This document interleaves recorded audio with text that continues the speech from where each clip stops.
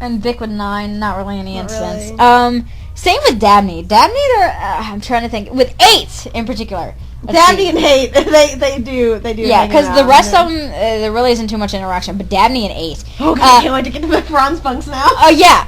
There's a thing that happens with Wagner and 8, and Wagner and 8 have a really good relationship. And when Dabney comes into the picture, she kind of picks up. Her and 8 have this little kind of, you know how inside jokes go, but you don't tell them. But when somebody says something that kind of sparks a memory in your head, and you know somebody else in the room remembers that same memory, you kind of look over at them and you give them this look, and you grin. Yeah, and you give them this look. Dabney and 8 have that exact same relationship, and it usually relates to Wagner or Anton. It usually relates to Wagner, Anton, and Elsa, and in particular. With these guys, Dabney and Wagner role play. So yeah, we role play inside of the role play. Inside of the role play, them role playing a role play. It's so funny. It's like so box inside of a box inside of a box. And 8 goes along with it. So he has his own little character in this role play of theirs. And I was like, I wanted to bring out 8 more, and this was the solution. So he has a really big part in this role play, and it's really adorable too. But yeah, their relationship is kind of amazing. Ward hasn't really. He's talked to 1 a couple of times. Him and 2 have talked. Him and 2 have definitely talked a couple of times. And 2 kind of respects the military status. Yeah, and 8 is kind of the same way. Not as much, but Ward knows that Dabney does talk to 8. 7 hasn't really talked to Ward that much, but I have a feeling that if they actually do talk if they did, point, it'd be the same thing. It would Definitely. be the same respect. It'd be the same thing as with Vic and 7. Really, any of the crew with 7. Even 7 respects them just as much, too, because the whole, being warriors. It's yeah, not the and same even concept as the military thing for her, but it is a respect for them having protected people and protected each other. And the same thing survival. With Crawford and Jarek. Jarek will snap at people, and Crawford will kind of take a defensive position against people.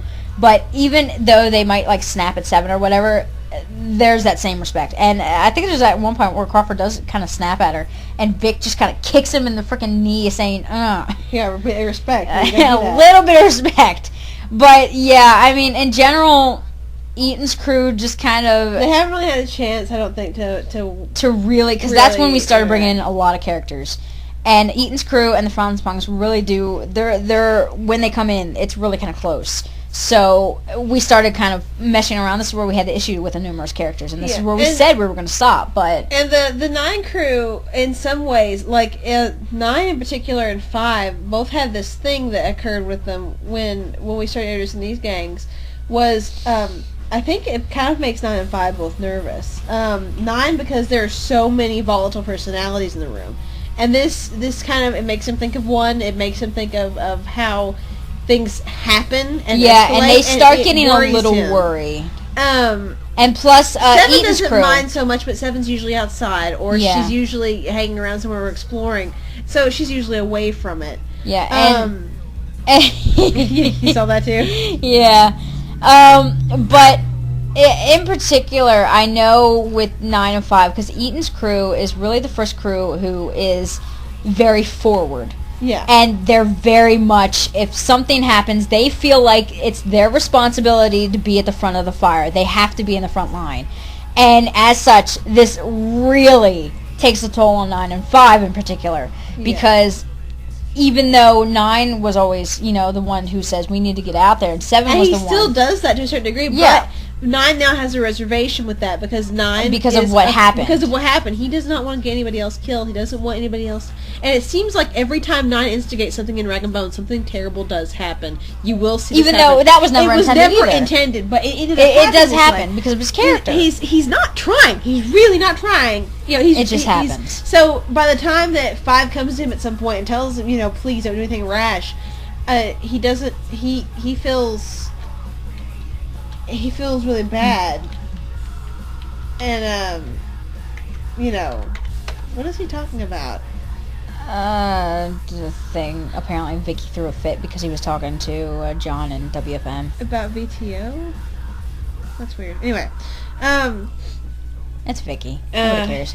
But, I mean, with 9 and 5, they get really uncomfortable with Eaton's crew in particular because Eaton's crew is very forward, so very brash. So I mean, they're very forward. When we were talking about the chimeras, you know, the alchemists and the Thurgus, these guys are the size of semi trucks. Think about that compared to these Stitch punks. Eaton's crew are not afraid to go against this shit. They will go out there against it if they feel they have the responsibility to do so. And this They're not really afraid to put themselves in the line of fire. Oh yeah, and if the fabrication machine was still alive, 9 would probably be the one instead of 1, and 5 kind of being the one to tug you back. 9 would be the one yanking these guys back because they would be like, no, launching it at its face. Oh yeah, and now they wouldn't be launching it, you know, completely unknown. They would learn as they go, but it's just a thing where 9 is kind of like, okay, a little bit more reserved, and it really just kind of makes them uncomfortable. Yeah, and then you've got as far as, let's see, for 9 and 5, yeah, it makes them a little uncomfortable. Now 8 usually hang around the blacksmithing area. Of course, 8 the same way with the other guys. They have the mutual respect because they are, you know, with the whole warrior deal.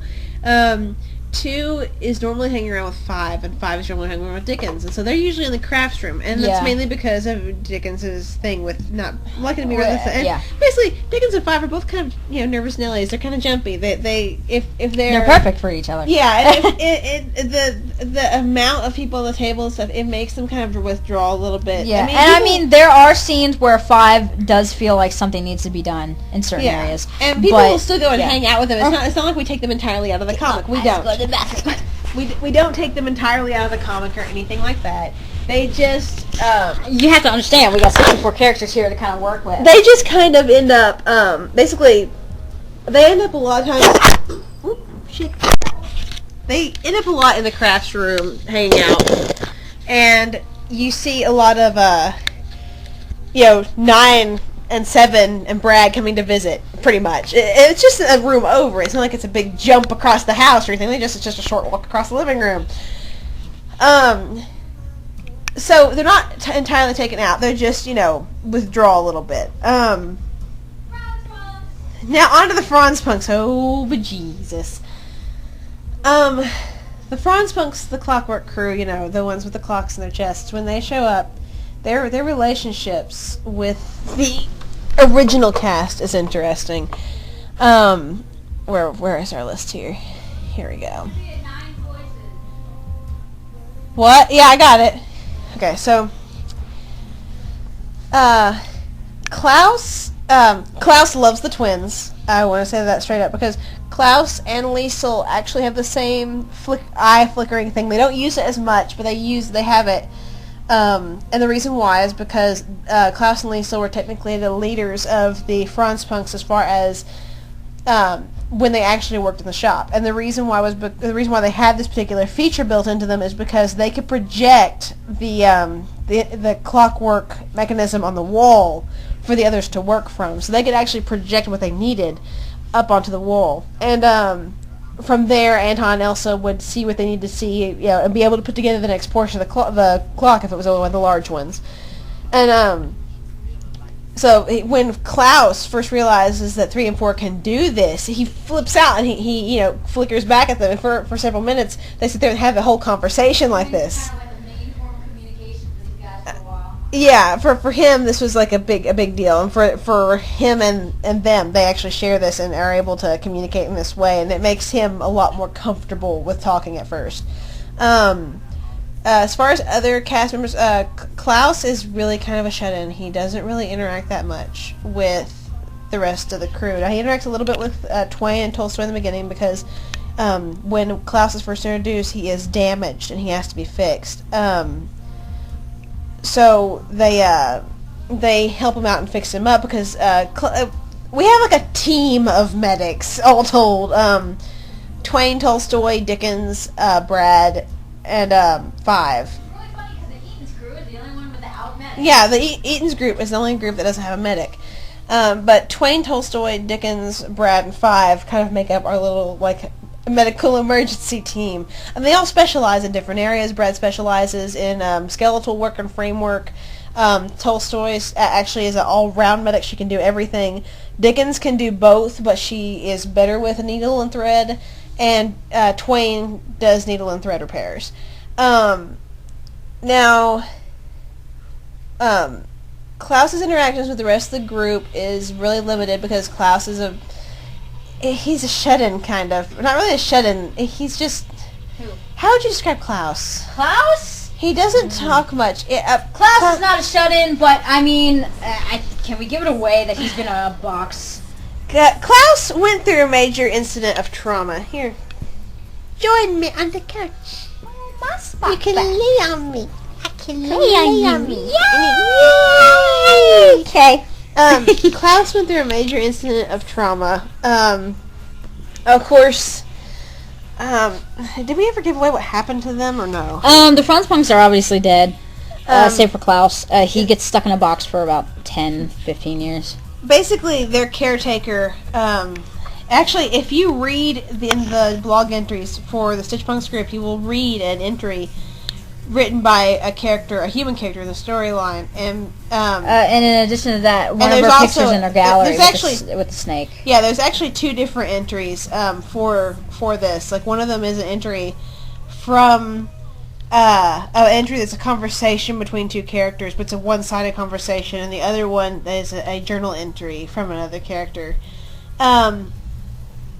Basically, the Franz punks were killed in an attack. And after they were killed, Klaus was actually not killed. He was only paralyzed, so he wasn't able to move. Their creator suffered an actual heart attack. It did not kill him. Or he wasn't actually a creator. Sorry, not creator. Their caretaker at the time suffered a heart attack. And when he suffered this heart attack, he had to go into the hospital and he had to go through rehabilitation. It did because of a lack of oxygen to the brain. He wasn't brain damaged per se, but he suffered similar things to like a stroke or something afterwards. He did have some minor memory loss, and he did have some problems. He kind of had to relearn some English because he speaks English and German. Now, one of the things about this is that because of the fact that he was in the hospital for so long, his house, the family just kind of came in and cleaned up, and one of the things they happened to find was these dolls on the floor. They actually thought of them as being